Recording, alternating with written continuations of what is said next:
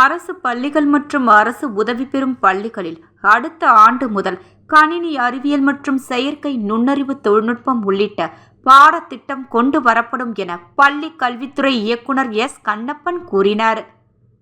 அரசு பள்ளிகள் மாநில நிதி உதவி பெறும் பள்ளிகளில் அடுத்த ஆண்டு முதல் செயல்படுத்த கணினி அறிவியல் மற்றும் செயற்கை நுண்ணறிவு தொழில்நுட்பம் உள்ளிட்ட மேம்படுத்தப்பட்ட பாடத்திட்டம் தயாராக உள்ளது.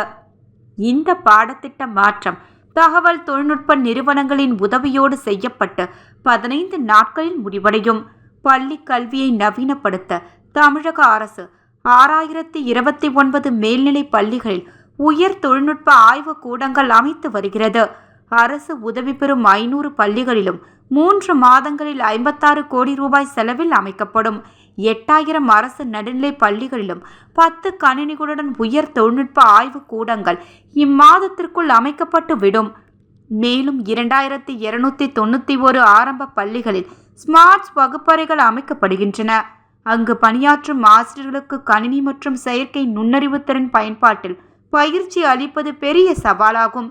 இதற்காக பொறியியல் கல்லூரிகள் மற்றும் பல்கலைகள் உதவ முன்வர வேண்டுமென பள்ளி கல்வித்துறை இயக்குனர் எஸ் கண்ணப்பன் தெரிவித்துள்ளார்.